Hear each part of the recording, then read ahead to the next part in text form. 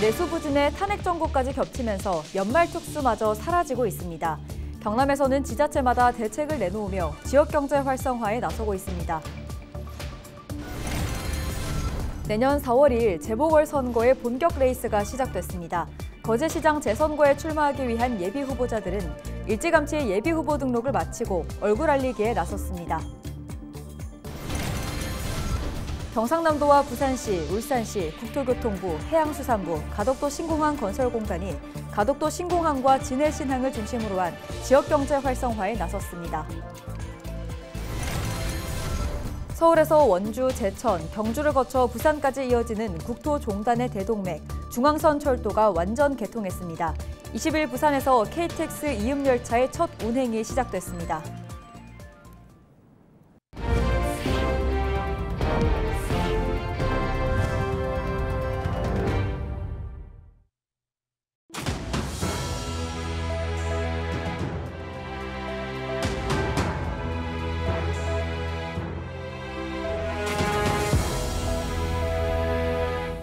시청자 여러분 안녕하십니까? 헬로티비 뉴스입니다.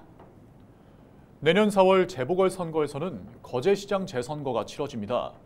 20일 예비후보 등록 첫날부터 예비후보들의 발길이 이어졌는데요. 선거가 본격적으로 막을 올렸습니다. 전주현 기자가 보도합니다. 거제시장 재선거를 90일 앞두고 예비후보 등록이 시작됐습니다.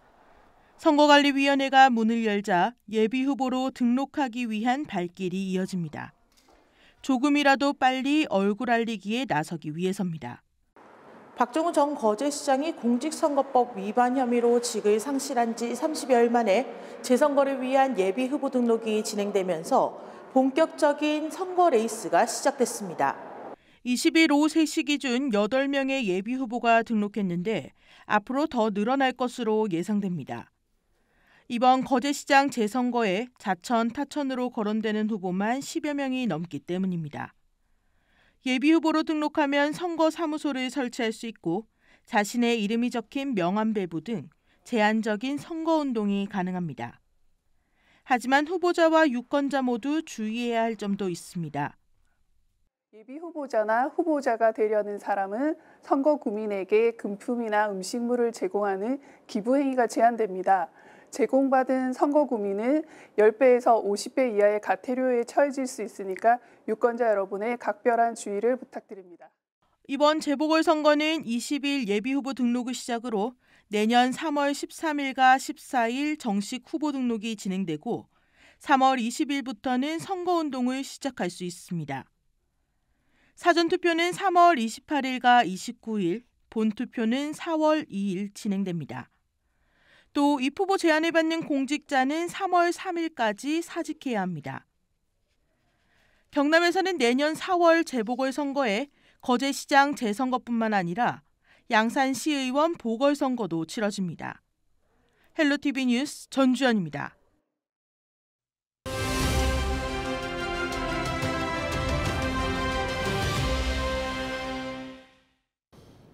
평소 같으면 저녁 모임도 많았을 연말인데요. 요즘은 그런 손님들이 많이 줄었다고 합니다. 경기 침체, 고물가, 혼란한 전국까지 이어지면서 연말 대목이 사라진 건데요. 얼어붙은 소비 심리에 각 지자체에서는 지역 경제에 온기를 불어넣기 위한 대책 마련에 분주합니다. 자세한 내용 보도국 연결해서 살펴봅니다. 권정숙 기자. 먼저 경남도 얘기를 좀 해보겠습니다. 박안수 지사가 연일 지역을 찾아다니고 있죠. 그렇습니다.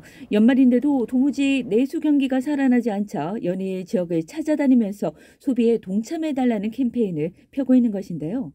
20일에는 김해 MZ세대 명소인 봉황대길 골목 상권을 찾아 지역민과 소상공인들에게 동참과 응원을 전했고요. 전날에는 지역시장을 찾아 식사를 하고 또 창원 기업인들을 만나 송년회나 모임 등 연말 행사를 취소하지 말아달라고 당부했습니다. 20일 김해를 찾은 박완수 지사의 얘기 들어보겠습니다. 최근에 정치 상황과 관련해가지고 당초 계획했던 회식이라든지 송년회를 취소하는 경우가 있는데 절대 취소하지 마시고 그대로 예정대로 하셔서 우리 지역의 어려운 소상공인들 좀 많이 도와주시고 또 우리 도민들께서도 연말 연시 즐겁고 행복한 연말 연시 보내셨으면 좋겠습니다. 네, 어려운 소상공인을 위해 좀 지갑을 열어달라 이런 말로 들리는데요. 그런데 실제 소상공인들의 어려움은 또 가중되고 있다고요? 그렇습니다. 현장에서 만난 소상공인들은 한결같이 장사가 너무 힘들다고 어려움을 호소했는데요. 실제 연말 단체 회식이나 투숙 예약을 취소하는 경우도 많았고요. 사람이 가장 붐비는 시간대에도 예년보다 인파가 줄었다고 전했습니다. 이런 현실은 소상공인 연합회의 조사만 봐도 확연하게 나타납니다. 소상공인 10명 중 9명이 매출이 줄었다고 답할 정도로 피해는 심각했는데요. 비상계엄 사태 이후 90% 가까이 매출이 줄었고 가게 방문 손님도 감소한 것으로 나타났습니다.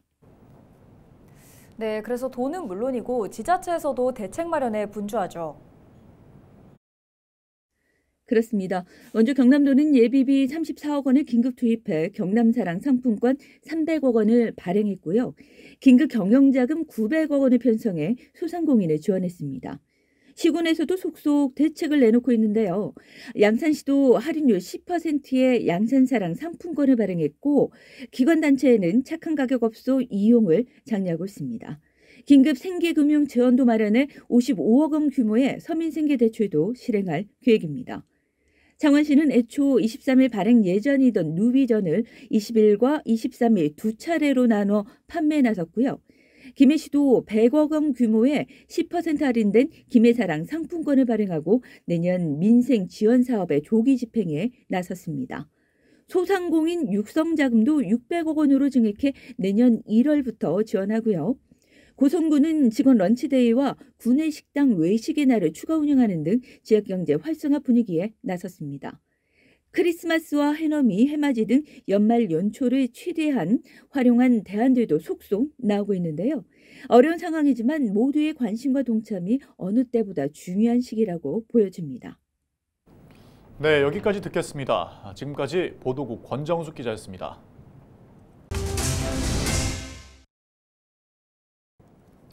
경상남도와 부산시, 울산시, 국토교통부, 해양수산부, 가덕도 신공항 건설공단이 가덕도 신공항과 진해신항의 지역경제 활성화를 위해 손을 잡았습니다. 20일 가덕도 신공항 건설공단에서 신공항과 신항만을 연계한 국토균형발전과 지역경제 활성화 업무 협약식이 열렸습니다. 지자체와 정부 부처, 기관 등 6곳은 가덕도 신공항 건설 사업에 지역기업의 참여를 확대하고 해외 관광객 유치로 관광과 서비스 산업을 활성화하기로 약속했습니다.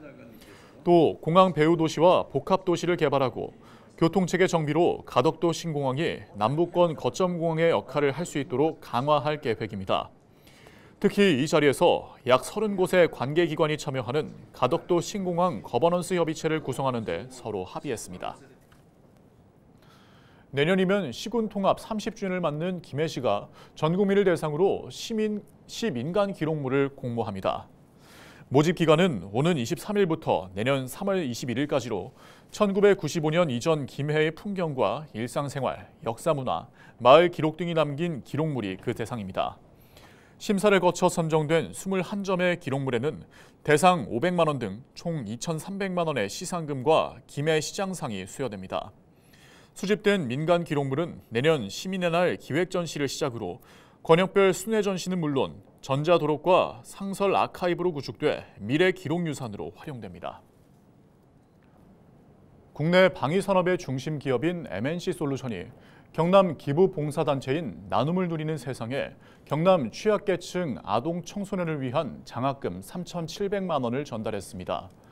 MNC솔루션은 임직원의 자발적인 참여로 1:1 매칭 그랜트 방식으로 장학금을 마련했으며 기부문화 확산과 지역사회 발전을 위해 경남에 성금을 전달했습니다. MNC솔루션 정회민 상무는 나누세를 통해 전달된 기부금이 경남 지역 아동 청소년의 꿈과 재능을 펼치는 데 조금이나마 도움이 되기를 바란다며 성금 전달의 소감을 밝혔습니다.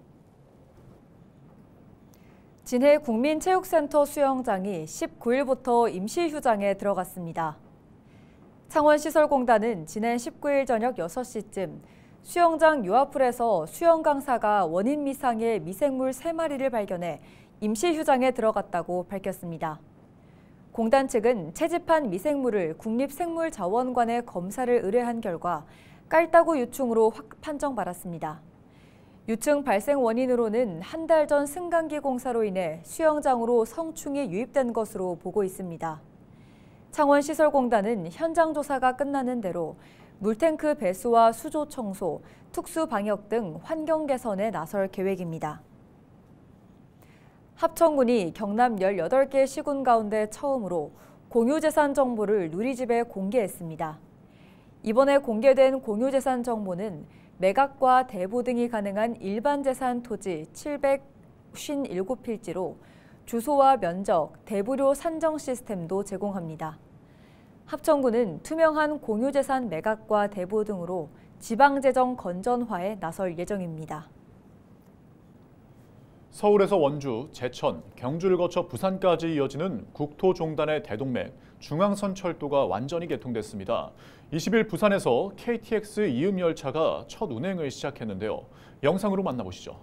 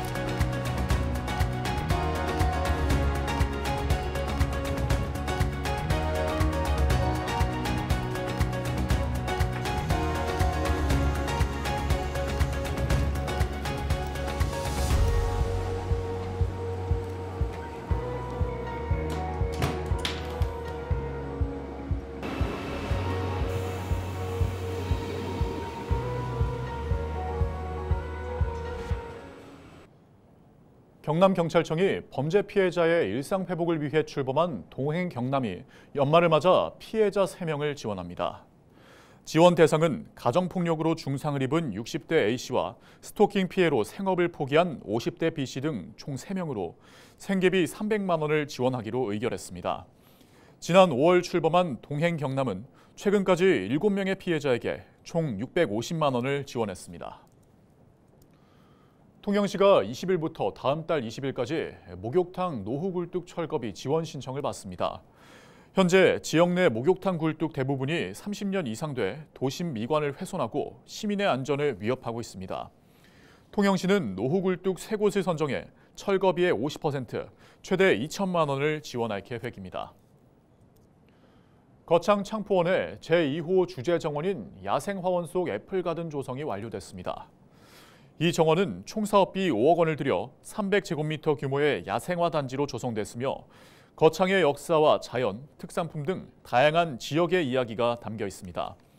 거창구는 거창 창포원의 국가정원 등록 추진을 위해 주재 정원을 늘려나갈 계획입니다. 부산대학교가 환태평양 지역의 해양기후테크 연구를 선도할 해양기후테크센터의 문을 열고 본격 운영에 들어갔습니다.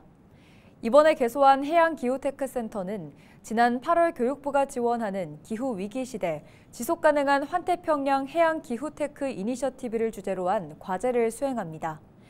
대학은 앞으로 우리나라의 해양기후테크 분야를 선점하고 주도권 확보에 나설 계획입니다.